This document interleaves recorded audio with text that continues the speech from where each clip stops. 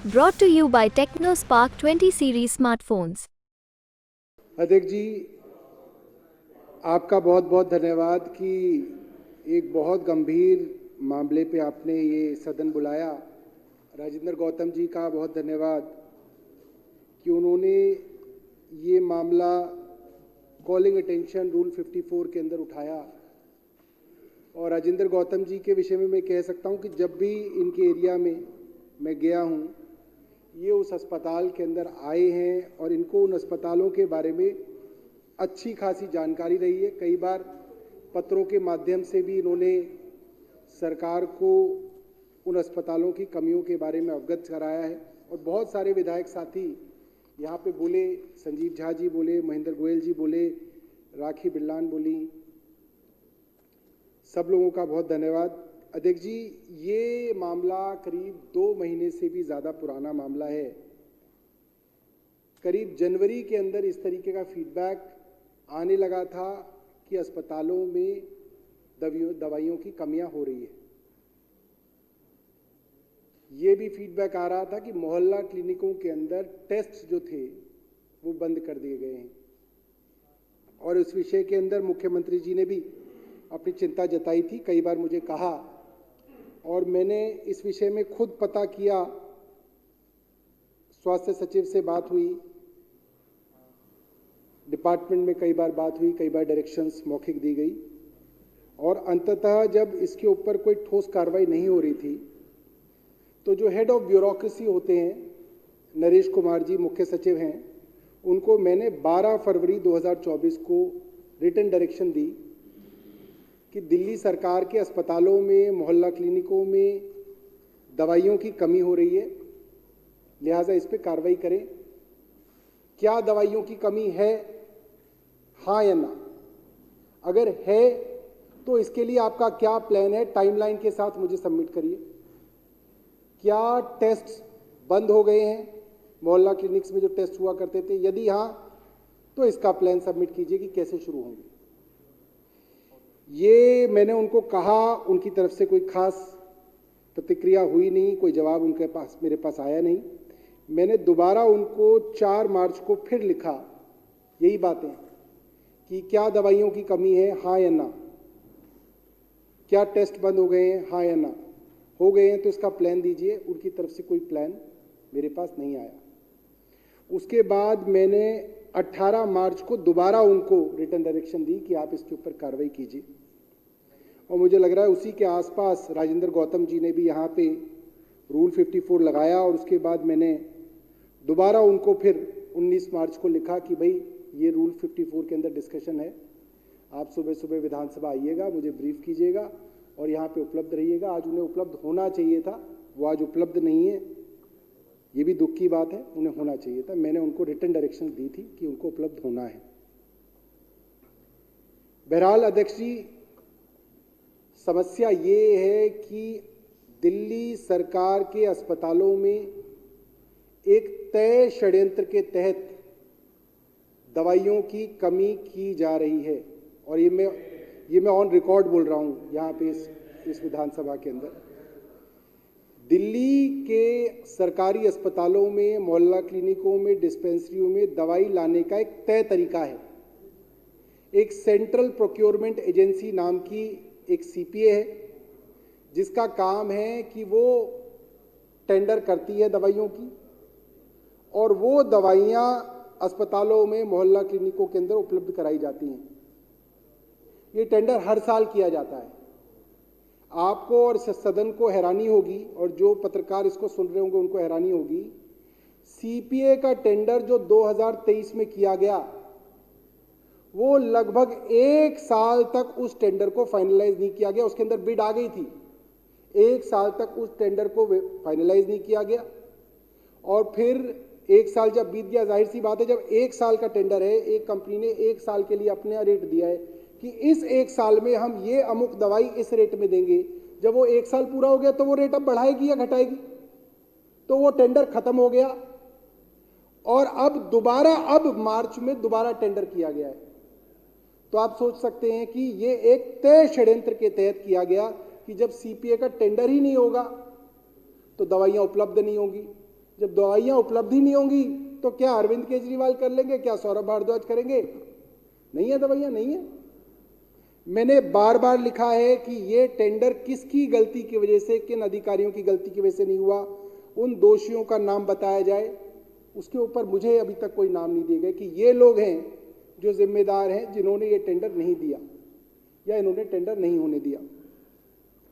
अब अगर सीपीए के जरिए दवाइयां नहीं आती हैं तो उसके और कुछ ऑल्टरनेटिव तरीके हैं कि इन जरियों से आप दवाई ले सकते हैं। उसको मोटे तौर पे कह सकते हैं लोकल परचेज या अस्पताल लोकली अपने रेट कॉन्ट्रैक्ट से दवाई ले ले। मैंने जितने भी अस्पताल हैं सभी के जो एमएस और एमडी हैं उनकी मीटिंग बुलाई 1 मार्च 2024 को, और उसके बाद दोबारा उन सबकी मीटिंग बुलाई मैंने 11 मार्च 2024 को, जिसके अंदर उन्होंने मुझे बताया कि जो लोकल परचेज और जो रेट कॉन्ट्रैक्ट से भी दवाइयां ली जाती हैं उसके विषय में भी हेल्थ डिपार्टमेंट ने कुछ ऐसे सर्कुलर निकाल दिए हैं जिससे प्रैक्टिकली ये पॉसिबल ही नहीं है कि वो दवाइयां आए। यानी कि कुल मिला के पूरा का पूरा षड्यंत्र इस तरीके से किया गया, एक योजना बनाई गई कि दिल्ली के अंदर अस्पतालों में दवाइयां उपलब्ध ना हो। अब अध्यक्ष जी, हम सब तो लोग यहाँ पे समृद्ध लोग हैं, सरकारी अस्पताल में दवाई नहीं भी मिलेगी तो आप कहीं ना कहीं से ले लोगे, खरीद लोगे। और मैं मानता हूँ कि चाहे वो हेल्थ सेक्रेटरी हों, चाहे वो मुख्य सचिव हों, चाहे वो एलजी हों, इनमें से कोई भी आदमी सरकारी अस्पताल की दवाइयों पे आश्रित नहीं है। ये लोग समृद्ध लोग हैं। मगर अध्यक्ष जी, ऐसे लाखों लोग हैं जो अपनी बीमारियों के लिए और दवाइयों के लिए सिर्फ और सिर्फ मोहल्ला क्लिनिकों पे, डिस्पेंसरियों में और इन अस्पतालों पे आश्रित हैं। उनके पास और कोई सहारा नहीं है, उनके पास इतना पैसा ही नहीं है कि वो बाजार से दवाइयाँ खरीद लें। और मैं ये बात सिर्फ खांसी जुकाम की नहीं कर रहा अध्यक्ष जी, किसी को किडनी की बड़ी गंभीर बीमारी है, जब तक दवा चलेगी तब तक सांस चलेगी, दवा बंद, कुछ दिनों में गुजर जाएगा आदमी। अपना पूरा पूरा परिवार चलाने वाले लोग ऐसे हैं जिनको कैंसर की बीमारी है, हार्ट की बीमारी है, लिवर का कोई गंभीर समस्या है, किडनी की गंभीर समस्या है, न्यूरो डिसऑर्डर है, और उनका पूरा का पूरा परिवार इस चीज पे आश्रित है कि उनको सरकारी अस्पतालों से, मोहल्ला क्लिनिकों से दवाइयां मिलती हैं। अगर ऐसी जगह आप दवाइयां बंद कर देंगे तो अध्यक्ष जी आप सोचिए, जो लोग बीमार हैं वो गंभीर बीमार होंगे, जो लोग गंभीर बीमार हैं हो सकता है भगवान ना करे उनकी मृत्यु भी होगी। उनका दोषी कौन होगा? कोई तो दोषी होगा। आप कहते हैं कि कोई भी चीज गलत हो जाए तो उसके लिए कोई ना कोई दोषी होगा। हमारे वकील साहब बैठे हैं, मदन लाल जी हैं, राजेंद्र गौतम जी हैं, मैं अपने वकील साथियों से जानना चाहूंगा, कहा जाता है wherever there is an illegality there is a remedy, कानून में उपलब्ध है। मैं जानना चाहता हूं कि क्या दवाइयां उपलब्ध ना होने की वजह से कोई आदमी गंभीर बीमार पड़ेगा, कोई आदमी मरेगा, क्या इसके लिए क्रिमिनल प्रोसिक्यूशन नहीं होना चाहिए किसी का? किसी के ऊपर तो मुकदमा होना चाहिए। हो सकता है पुलिस दर्ज ना करे, हम कंप्लेंट देंगे, पुलिस दर्ज नहीं करेगी, हम 156(3) में जाएंगे, हम मुकदमा दर्ज कराएंगे। इस बार हम ऐसे खाली नहीं बैठने वाले हैं। मुख्य सचिव और हेल्थ सचिव के नाम पे मुकदमा दर्ज करवाऊंगा मैं इस चीज के लिए। अगर किसी के लिए भी जो है ऐसे नहीं जाने देंगे।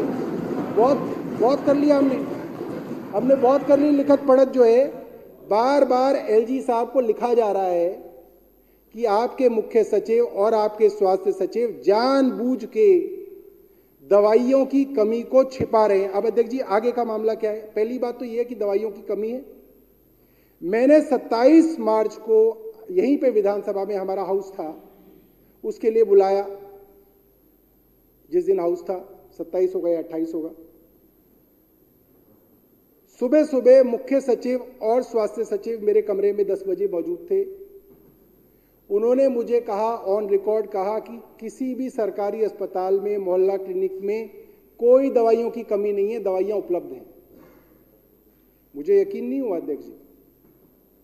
मॉडल कोड ऑफ कंडक्ट लगा हुआ है, वरना मैं खुद ही जाके जो है इंस्पेक्शन कर लेता, और मॉडल कोड ऑफ कंडक्ट की वजह से मैं जो है अफसरों के साथ अस्पतालों के निरीक्षण में नहीं जा सकता था।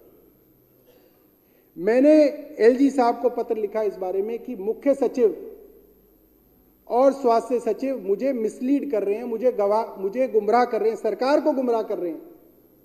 कि दवाइयों की कोई कमी नहीं है, लिहाजा सरकार को गुमराह करने के लिए इनके ऊपर कार्रवाई की जाए। उपराज्यपाल ने अब तक कोई कार्रवाई नहीं की है। इससे यह समझ में आता है कि जो मुख्य सचिव कर रहे हैं, जो स्वास्थ्य सचिव कर रहे हैं, खुद नहीं कर रहे, उपराज्यपाल शामिल है इसके अंदर। अगर उपराज्यपाल शामिल नहीं होते तो अब तक उपराज्यपाल इस पर कार्रवाई करते। उपराज्यपाल उल्टा मेरे को जो है एक राजनीतिक चिट्ठी लिख रहे हैं कि ऐसा नहीं है, ये नहीं है, वो नहीं है। अरे भाई, आपको सीधी सीधी बात पूछिए कि मुख्य सचिव is misleading, he is misleading the government about availability of medicine. अब मैं इन्हीं पे आ रहा हूं। अब अध्यक्ष जी, आज हाउस है, संजीव झा जी ने खुद अपने बुराड़ी अस्पताल की पर्चियां पढ़ी इस हाउस में। हमने पूछा आज की है, कल की है, आज की पर्चियां हैं। मरीजों का नाम भी बताया, डॉक्टर का कमरा नंबर भी बताया, दवाइयां नहीं है। महेंद्र गोयल जी ने तो इतनी लंबी लिस्ट दे दी बीएसए हॉस्पिटल की, इतनी लंबी लिस्ट दे दी 148 दवाइयों की, और वो कह रहे हैं कि अवेलेबल हो तो मैं इस्तीफा दे दूंगा। अब अध्यक्ष जी, मैंने अस्पतालों में सुबह सुबह जब मुख्य सचिव मेरे यहाँ आए, 10:30 बजे तक यहाँ थे मेरे कमरे में, 11 बजे से हाउस था, तो मैंने एक दो लोगों को कहा, मेरे घर के पास मालवीय नगर हॉस्पिटल है, कि भाई जाके देख के आओ, जो मरीज है उनके पर्चे ले लो। अध्यक्ष जी, बदमाशी इस हद तक है कि डॉक्टरों को यह कहा गया है जो दवा उपलब्ध ना हो वो लिखो ही मत। आप सोचिए, वो दवा, जो दवा उपलब्ध ना हो उसके बारे में जिक्र ही मत करो, ताकि ये चीज पर्चे पे ना आ जाए कि दवाई उपलब्ध नहीं है। क्यों? क्योंकि 27 तारीख को मुख्य सचिव ने मुझे लिखित पे दे दिया कि सारी दवाइयां उपलब्ध हैं, और मैंने इसके लिए उपराज्यपाल को खत लिख दिया कि क्योंकि मुझे झूठ बोला गया, सरकार को झूठ बोला गया, इनके ऊपर कार्रवाई किया जाए। तो एक झूठ को छुपाने के लिए 100 झूठ बोले जाएंगे अब। तो अध्यक्ष जी, ये मालवीय नगर का पर्चा आप देख सकते हैं, मैंने हरा लगाया है, ये उपलब्ध नहीं है। मरीज का फोटो भी लिया है इसमें, ये देखिए, ये उपलब्ध नहीं है। मदन मोहन मालवीय हॉस्पिटल, ये उपलब्ध नहीं है। मदन मोहन मालवीय हॉस्पिटल, ये उपलब्ध नहीं है।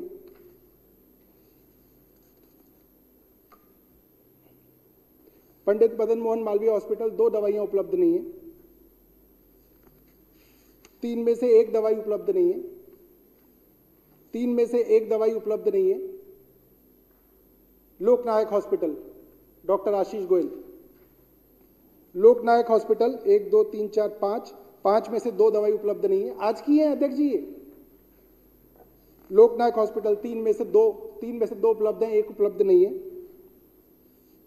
लोकनायक जीबी पंत हॉस्पिटल, 1 2 3 4 5 6 7 में से 3 उपलब्ध नहीं है।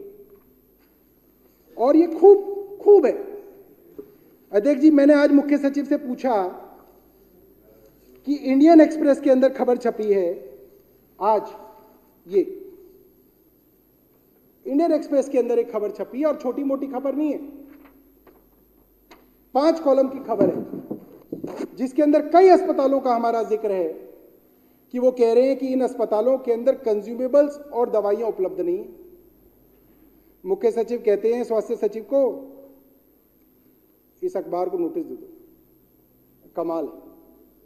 मुख्य सचिव का जवाब ये है, इंडियन एक्सप्रेस कह रहा है कि आपके 3 अस्पतालों में उन्होंने दौरा किया, वहां दवाइयां उपलब्ध नहीं है। मुख्य सचिव का जवाब ये है स्वास्थ्य सचिव को कि इस अखबार को नोटिस दे दो।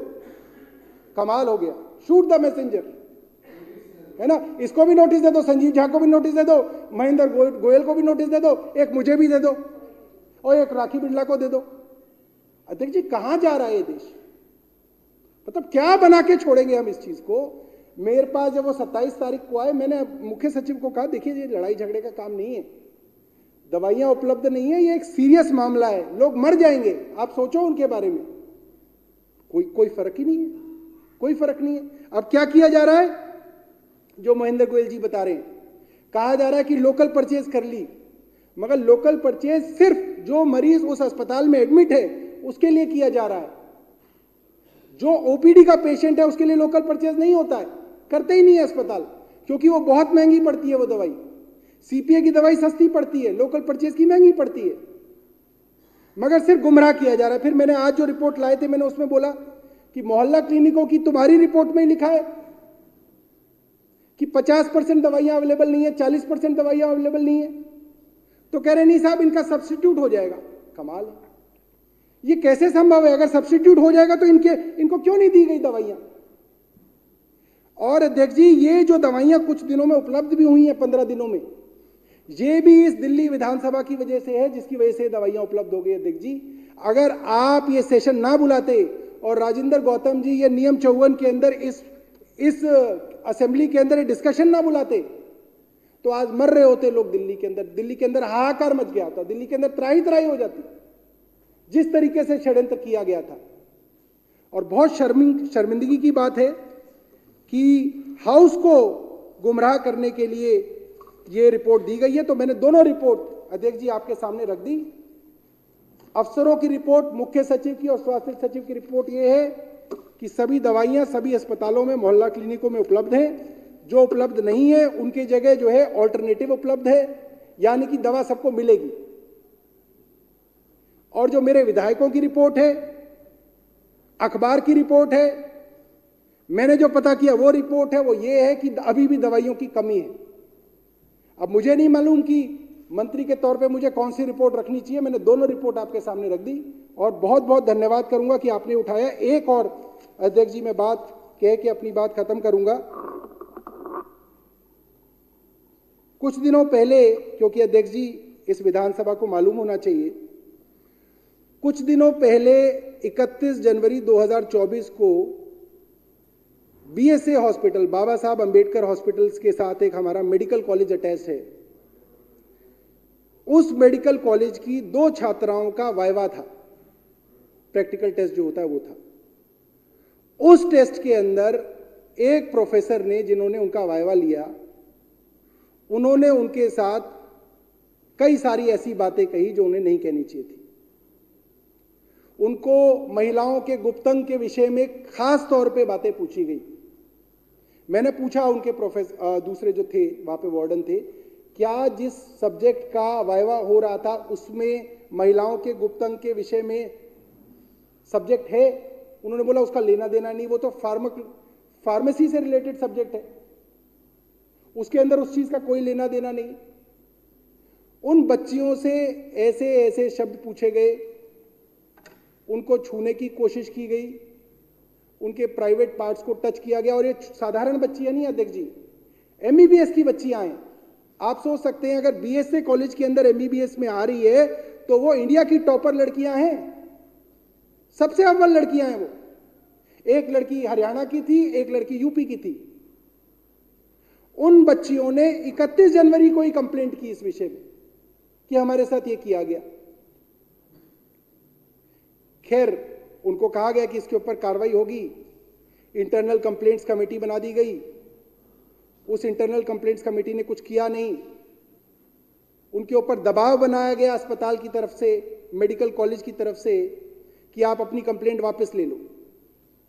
उन लड़कियों को एक झूठे आरोप के अंदर फंसाने की कोशिश की गई। उनके मां बाप को बुला के धमकाया गया कि आपका करियर खराब कर देंगे आपके बच्चों का, कंप्लेंट आप वापस लीजिए। वो बच्चियों ने अपनी कंप्लेंट वापस नहीं ली अध्यक्ष जी, और उसके 20-21 दिन बाद उन्होंने पुलिस के अंदर भी अपनी एफआईआर दर्ज करा दी। कॉलेज ने नहीं दर्ज कराई। उन बच्चियों ने, दोनों बच्चियों ने इंडिविजुअली अलग अलग जाके अपनी एफआईआर दर्ज कराई, क्योंकि उनको लगा कि कॉलेज से, प्रशासन से उनको न्याय नहीं मिल रहा, इसलिए उन्होंने एफआईआर दर्ज कराई। ये मामला पूरा फरवरी बीत गया, आधा मार्च बीत गया। मुझे याद है 18 मार्च को ये मामला सोशल मीडिया के संज्ञान से मेरे संज्ञान में मेरे सेक्रेटरी लाए कि ऐसा ऐसा कुछ बीएसए हॉस्पिटल मेडिकल कॉलेज में हुआ है। मैंने पता किया, फोन कराया मेडिकल कॉलेज के अंदर कि इन बच्चियों को बोलो कि मैं मिलना चाहता हूँ। कॉलेज की तरफ से कहा गया नहीं नहीं, इनके एग्जाम है, ये नहीं मिल सकती। मैंने दबाव डाला, मैंने कहा कोई बात नहीं, कार का इंतजाम करो, वो आए अपने वार्डन के साथ, मैं एक बार मिलना चाहता हूँ। मैं चाहता था देख जी एक बार देखा जाए कि मामला क्या है। वो बच्चियां अपनी 2 सीनियर्स के साथ और अपनी वार्डन के साथ मेरे यहाँ आई। उन्होंने अपनी सारी आप बीती बताई। और अध्यक्ष जी, सच और झूठ में फर्क अलग नजर आता है। ऐसा नहीं है कि जो झूठ बोल रहा है, जो सच बोल रहा है, उसके अंदर समझ में ही नहीं आ रहा आपको कि क्या सच है क्या झूठ है। और दो बच्चियां एक ही प्रोफेसर के बारे में बोल रही हैं और दोनों बच्चियां टॉपर लड़कियां हैं, वो क्यों बोलेंगी किसी के विषय में? मैंने प्रिंसिपल से बात की फोन पे, प्रिंसिपल प्रोफेसर की तरफदारी ले रहे हैं और कह रहे हैं सर आप नहीं जानते, लड़कियां बहुत जो है तेज हैं, इन लड़कियों ने फोर्जरी की है, मैं इन लड़कियों के ऊपर एक जो है इंक्वायरी बिठा रखी है। मैंने कहा कमाल ही हो गया। सोचिए आपने, और किस चीज की इंक्वायरी? मैंने कहा क्या फोर्जरी हुई है? वो मेडिकल कॉलेज की लड़कियां सर पढ़ती हैं, पूरे दिन पूरे रात पढ़ती हैं, तो एडमिट कार्ड लेने के लिए लाइन में लगना पड़ता है। तो बच्ची अपनी जगह दूसरी जूनियर को भेज देते हैं कि भाई तू चले जा मेरा एडमिट कार्ड ले आ। तो एक बच्ची को उसने भेज के अपना एडमिट कार्ड मंगा लिया, उसके लिए फोर्जरी का की इंक्वायरी कर दी उन बच्चों के ऊपर, ताकि वो जो है वो मुकदमा वापस ले ले। और मैंने जब लिखित में पूछा, 18 मार्च को ही मैंने स्वास्थ्य सचिव और मुख्य सचिव को लिखा, मैंने पूछा कि भाई 1.5 महीना हो गया, आपने ये मामला मुझे क्यों नहीं बताया? तो सुनिए अध्यक्ष जी क्या जवाब आता है। वो कहते हैं कि लड़कियों का जो मोलेस्टेशन है ये सर्विसेज का मामला है, इसलिए एलजी के अधीन आता है। मतलब मोलेस्टेशन भी अब सर्विसेज का मामला हो गया। मोलेस्टेशन सर्विसेज का मामला है, इसलिए सीधा एलजी के पास आता है, इसलिए मंत्री को हम नहीं बताएंगे। और मुख्य सचिव भी कह रहे हैं कि हाँ मंत्री को नहीं बताया जाएगा क्योंकि ये सर्विसेज का मामला है। तो 1.5 महीने से एलजी क्या कर रहे थे, मैं एलजी से जानना चाहता हूं। आपका मामला है ना, आपका मुख्य सचिव, आपका स्वास्थ्य सचिव कह रहा है ये मामला सीधा आपके अधीन आता है, तो बताइए आपने 1.5 महीने तक क्या किया इसमें? कुछ नहीं किया अध्यक्ष जी, कुछ नहीं किया, बैठे रहे इसके ऊपर। जब मैंने चिट्ठी लिखी मुख्य सचिव को, तो मुख्य सचिव उल्टा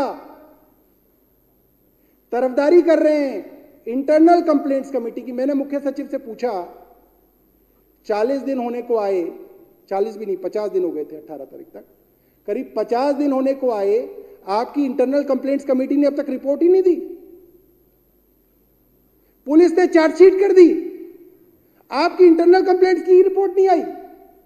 तो मुख्य सचिव मुझे ज्ञान दे रहे हैं, कह रहे नहीं इंटरनल कंप्लेंट्स कमेटी के पास 90 दिन का टाइम होता है। तो मतलब वो 90 दिन लेंगे इस छोटे से काम के लिए। और बार बार चिट्ठी करने के बाद खूब एलजी साहब ने बहानेबाजी बनाई।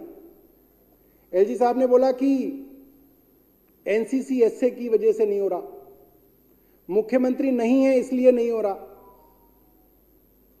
कोई सस्पेंशन की रिकमेंडेशन एनसीसी एसए के पास नहीं थी इसकी। झूठ बोल रहे थे एलजी।